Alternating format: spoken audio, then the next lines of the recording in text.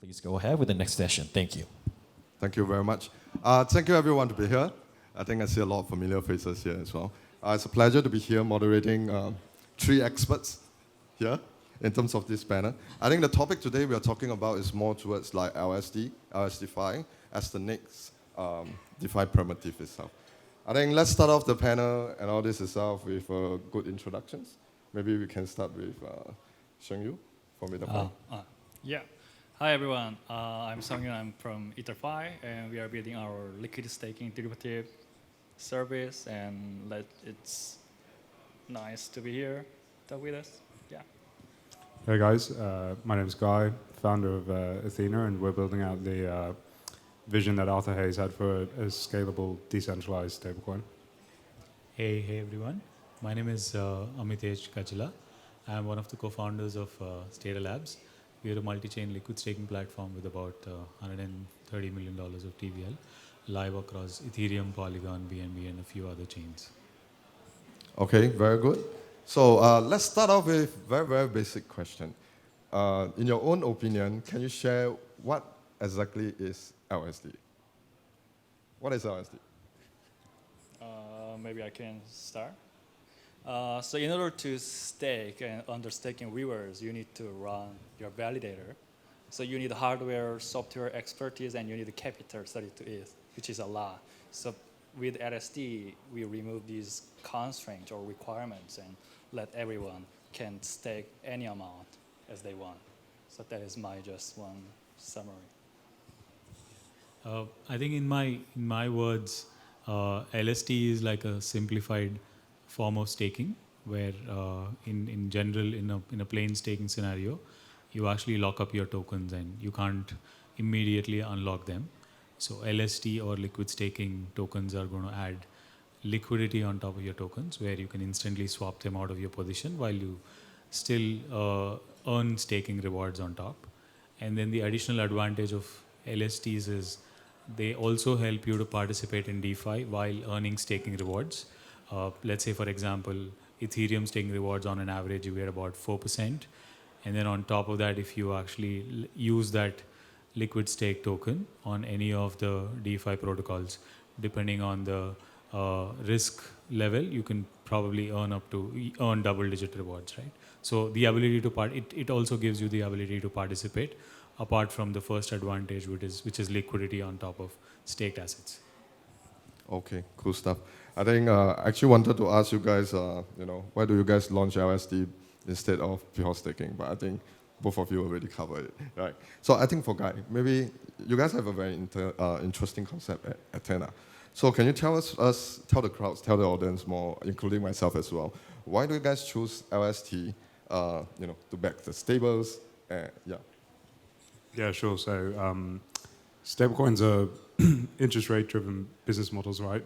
Where they depend very much on having some form of an interest rate sitting within the product itself, so that you actually have a business. Stablecoins have sort of gone down two different paths, I think, in the last 18 months. One has been trying to leverage actually the yields that you find within the real world, and that comes through RWAs or holding bonds within the real world. And then DeFi found sort of an issue where real rates in the world sort of in DeFi came down, while rates in the real world went in the opposite direction. And really staked ETH became the only asset where you could actually find a durable and scalable source of yield sitting on chain. And so really I think it was just the natural evolution of yields in the rest of the ecosystem coming down, staked ETH becoming the only source where you could actually have an interest rate sitting behind that business model. And now stablecoins have a choice. Do you want to use US treasuries in the real world, or do you want to use an internet bond with staked ETH in DeFi? All right, thank you so much. I think in terms of the market conditions right now, I think a lot of people have been talking about LSDfi, how to earn additional use, and just a quick one. What's LSDfi? What's DeFi? Is it decentralized finance, or what exactly is DeFi? What's LSDfi? Just let me take a shot at it. I think it's all the associated decentralized or like potentially intermediate financial applications that are being built on top of liquid stake tokens. Because the entire space is evolving quite a bit. So far, we only had AMMs leverage on top of LSTs and potentially some perps on top of LSTs. But now the space has been evolving into CDPs. I think Ethena Labs is trying a bunch of things around like bridging the gap between CFI and DeFi.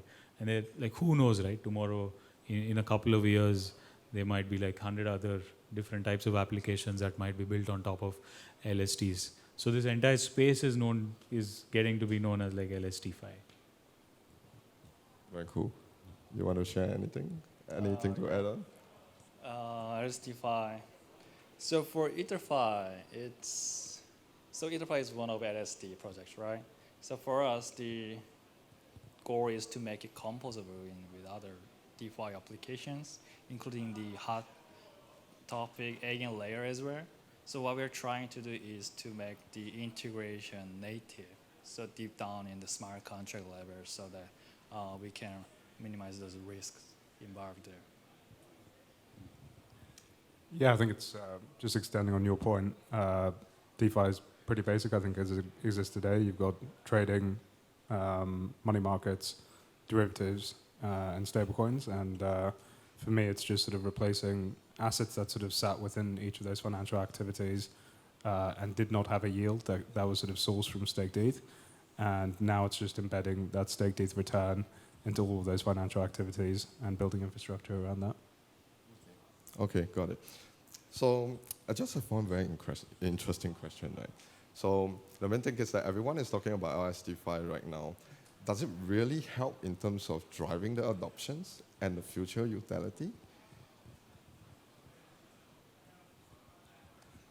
Yeah, I'm not sure about the adoption thing. I think to me it feels more of sort of like a response of the collapse that we've seen in yields across the space, where we sort of had to look and find where is it that you can now find the source of yield to sort of sit behind the whole of DeFi.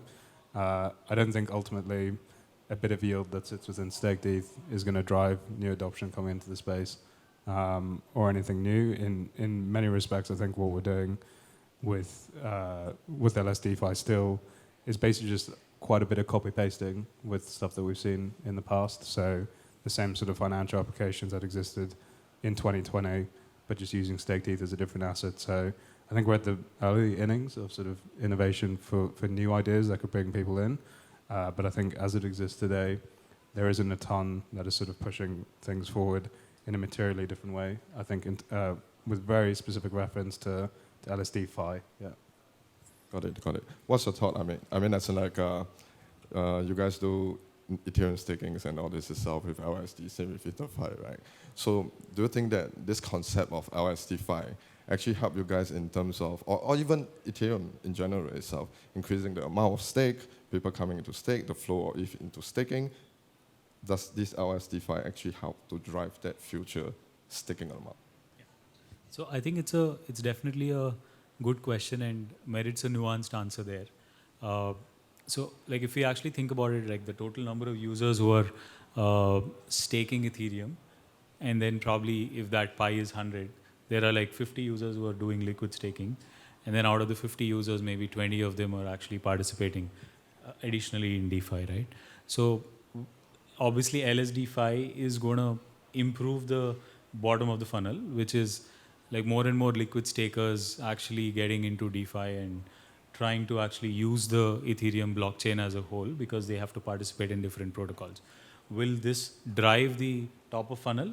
Maybe not immediately, but over a period of time, as more and more users kind of start adapting to some of these applications, the entire pie is going to grow a lot more, is what I fundamentally believe.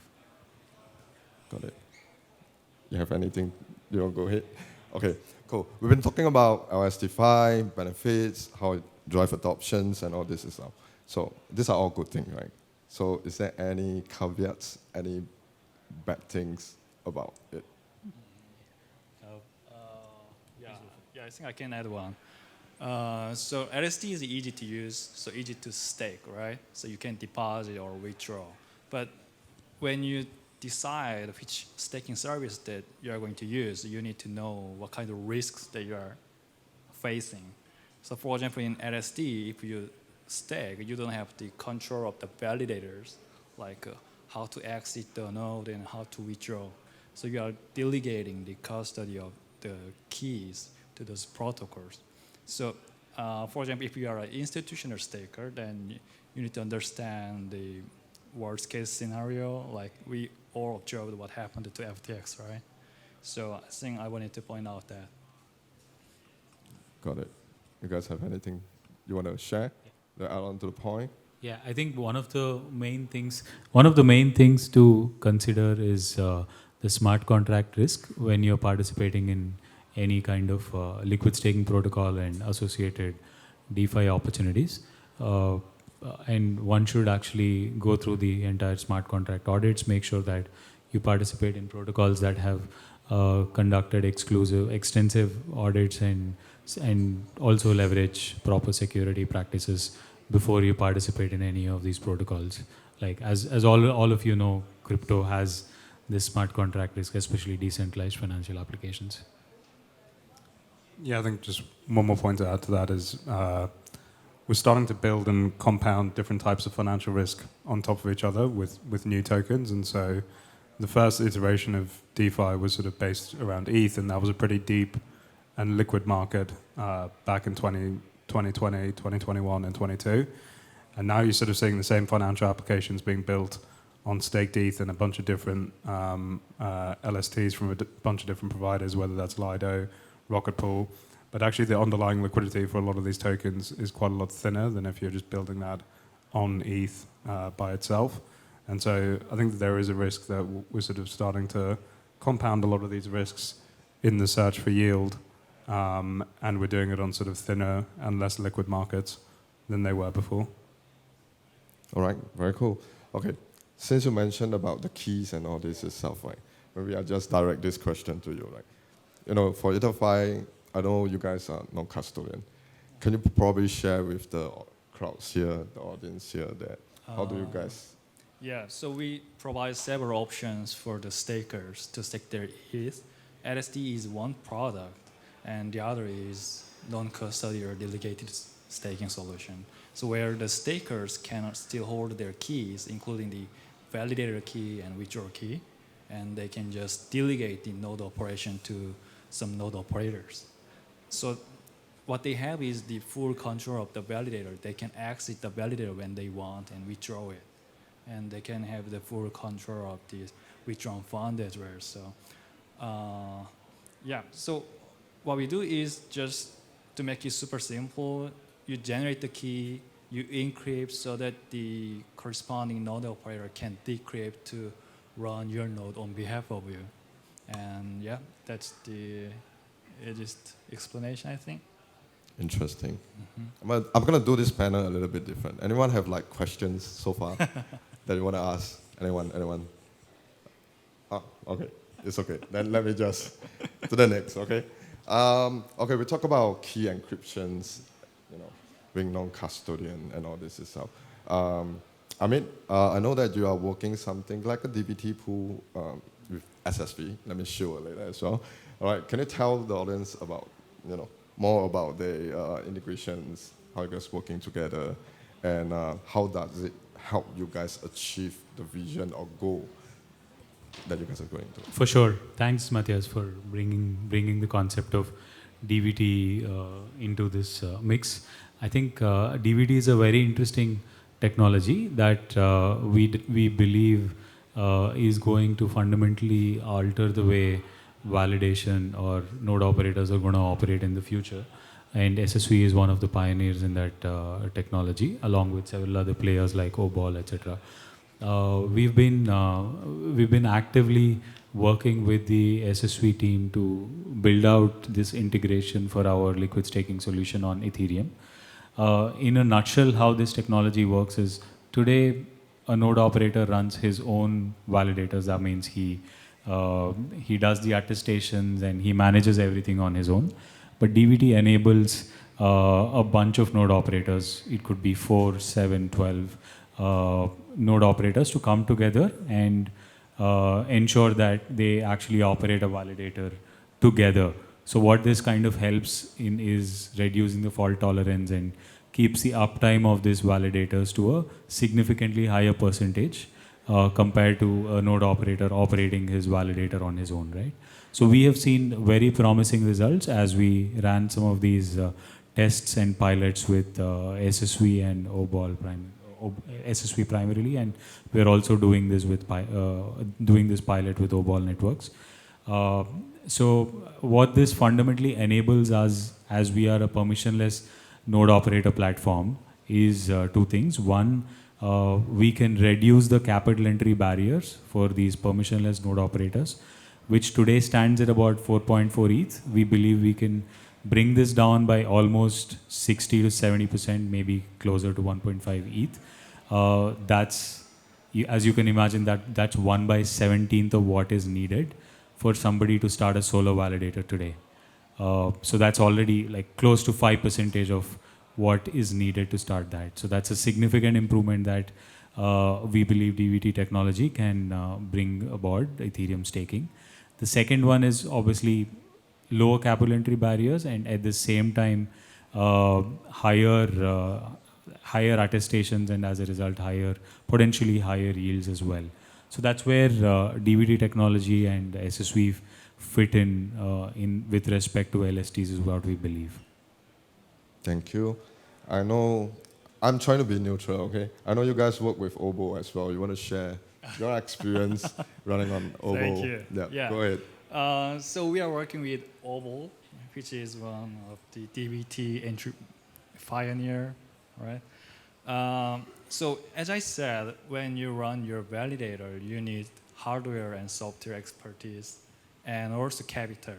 So as an at-home validator, what you are missing is the capital. And as an LSD project, what we have is the capital. So what we do is we have our project called Operation Solo Staker or Operator, where we support the financing their hardware, and also the OBO provides the software and expertise to run the validator, and we provide the capital so that they can run those validators at home. And we use this DVT technology to make those at-home validators robust and do the good stuff for the network. Okay, thank you. Too much of LSD.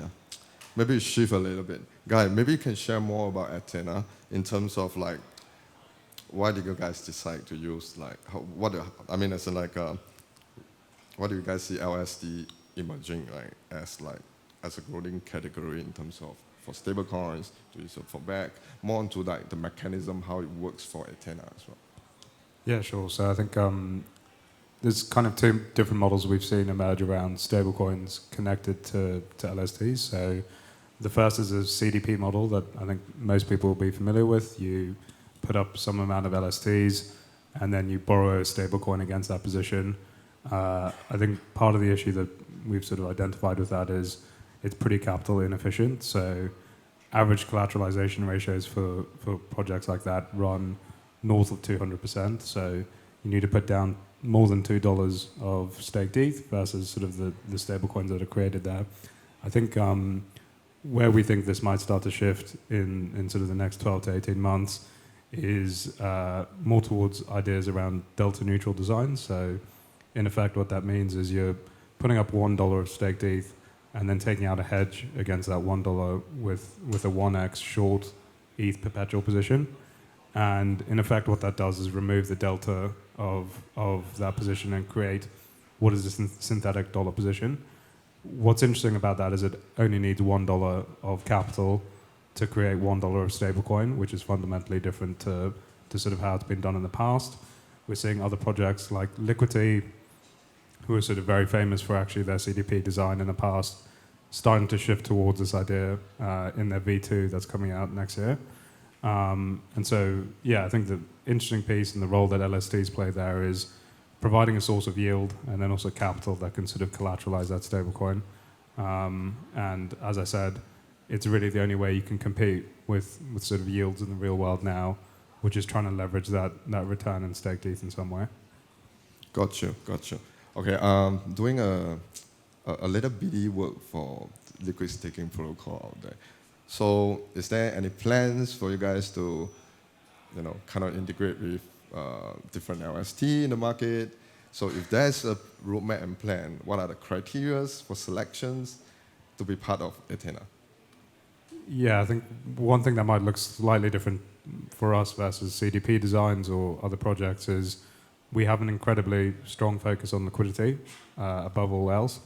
And the reason for that is we sort of have platform dependence of where you're putting that collateral to take out the short. It's not really our decision what we can put down as collateral. It's going to be the perpetual DEX that sits on the other side or the SEX. And so really it is just driven by liquidity. And I think there's been sort of different approaches. I think some people are more focused on decentralization.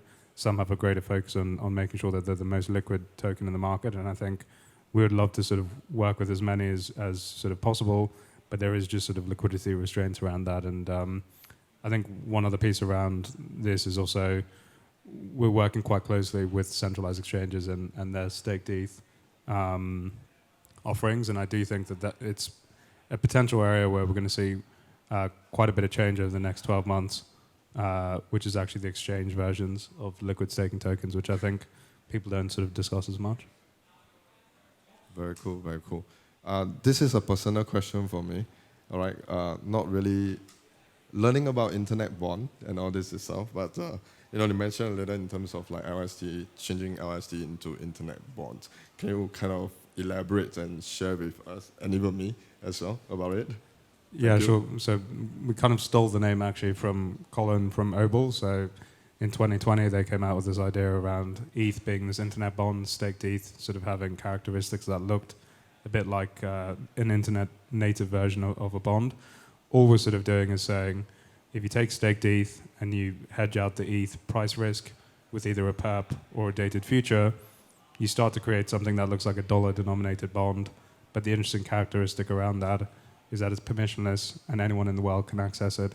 And so we fundamentally see that as important because most of the people who want access to dollars outside of the US don't really have an easy way to get their hands on them.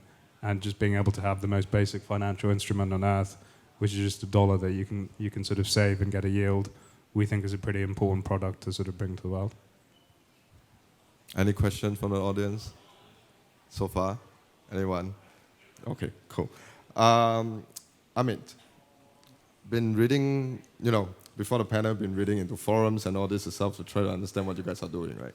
So I think there's one thing that kind of caught my interest itself is about the LRT? Is it something like that? Is it LRT or something like that? Can you share a little bit more about it? I think it's a liquid with stake token or, yeah. Yeah, sure. Thanks for bringing that up. It's a pretty experimental solution that we've been working on. And some of you might be familiar with this, with the new concept called restaking that has been making waves of late in crypto. What we are working on is building liquidity on top of restaked assets. Today, you can potentially restake LSTs and also Ethereum. Like people restake, the promise of restaking is that you not only get the ETH staking rewards, but you also get restaking rewards from multiple protocols that are leveraging the Ethereum security. Now when you actually do restaking, what you're gaining restaking rewards, but you are losing the opportunity to participate in DeFi and also liquidity on top of your restaked Ethereum or restaked LSTs, right? So we are trying to solve those two problems with a single solution, which is LRTs, which is called the liquid restaked token. So when you actually restake ETH or LSTs with our smart contract, you will get a liquid restake token called RSETH. And that RSETH will have all the associated DeFi opportunities and liquidity built by us on top of this. So that's the new concept that we are building on. We're close to finish line. We are already on testnet, and mainnet's about a month to 2 months away. Is this considered LSDfi as well? It is, kind of? Probably. Okay, interesting. Okay, how about DeFi? Do you guys have any go-to-market strategy in terms of adopting more than? I think I can mention one point regarding that restaking stuff. Sure. So we are taking a different approach from you. So like, for example, in Lido or Rocket Pool, you restake your LSD, and then you issue your liquid token, right?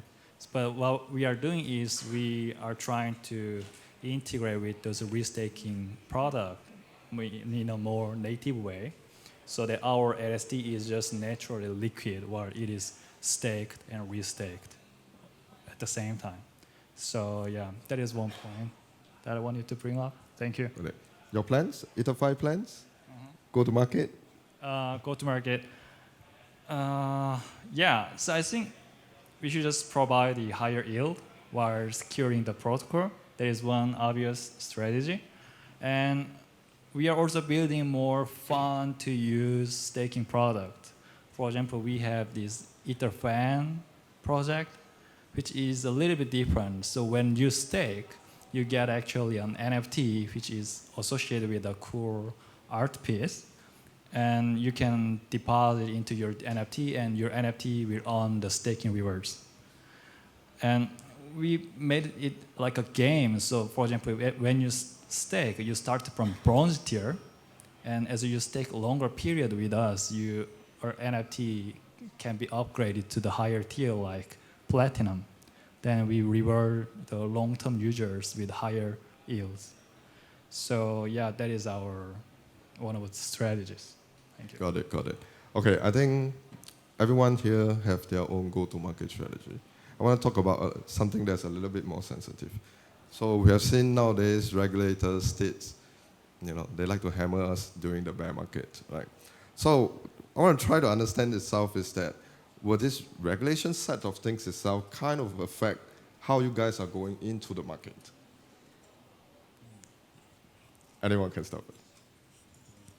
Yeah, sure. I think we're not going to be able to service US customers with the product that we're bringing to market. I think it's a shame, but it's just sort of the state of where we're at the moment. I think that, well, we obviously have a hope that that does change through time, but I would say that, trying to bring a stablecoin to market, ultimately you're actually just trying to service people outside of the US in many ways. You're trying to export the dollar to the rest of the world so that it's as easy for them to get hold of it.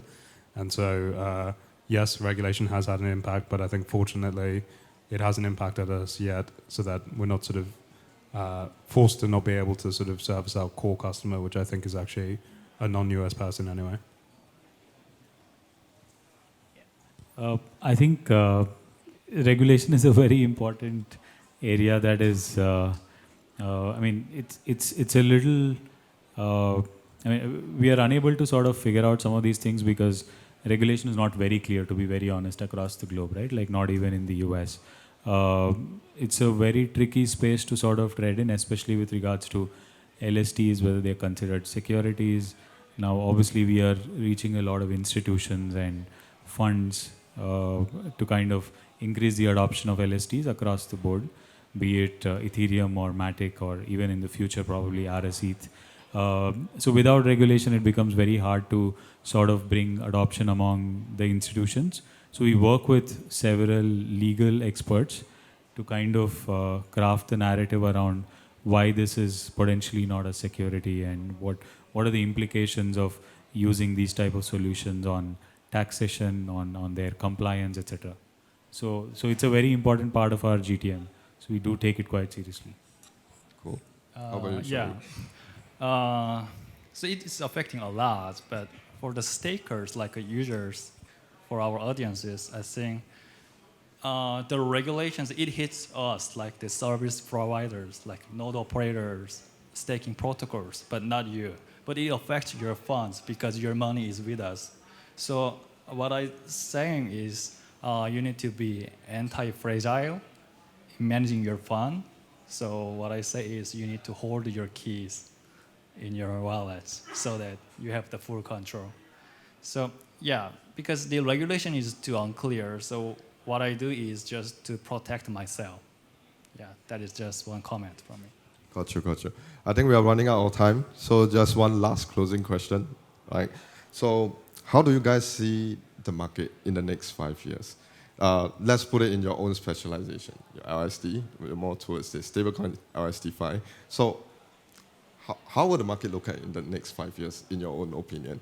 And also want to put to ether.fi and Stader as well. I know you guys are doing a lot on DVT as well. Also more onto like, do you guys think DVT itself really would help in terms of the securities of the base layer of Ethereum and all this? Yeah, a quick one. Maybe Guy, you want to start first?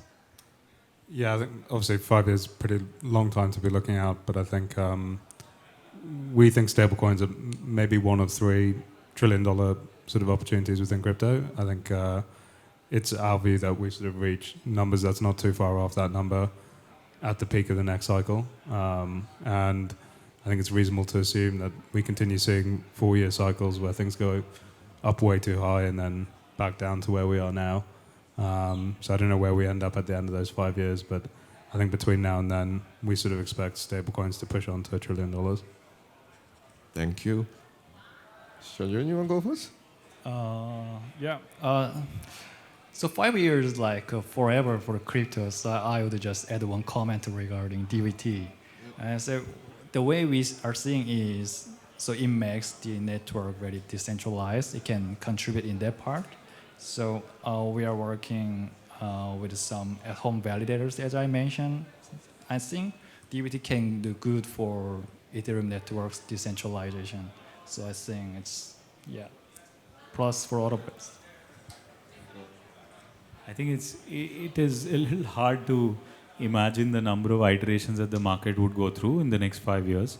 So, like, at least I personally think the future for crypto and especially ETH staking and all the associated applications around ETH staking is going to explode from where it is today, and some of the applications that will potentially be built are hard to fathom even in today's given today's scenario. So I think the space is going to explode.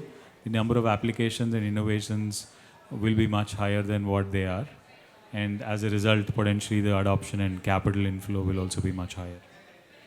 Thank you so much. So I think 5 years itself is really a trick question. The main thing over here is that, right, I want you guys to go and follow all their Twitter so you guys know what will happen in the next 5 years. Thank you. If you guys have any questions, please feel free to approach all of us. Thank you. Thank you very much. Thank you very much. Please once again, give a big round of applause for the fourth gentleman here to giving us an insightful information.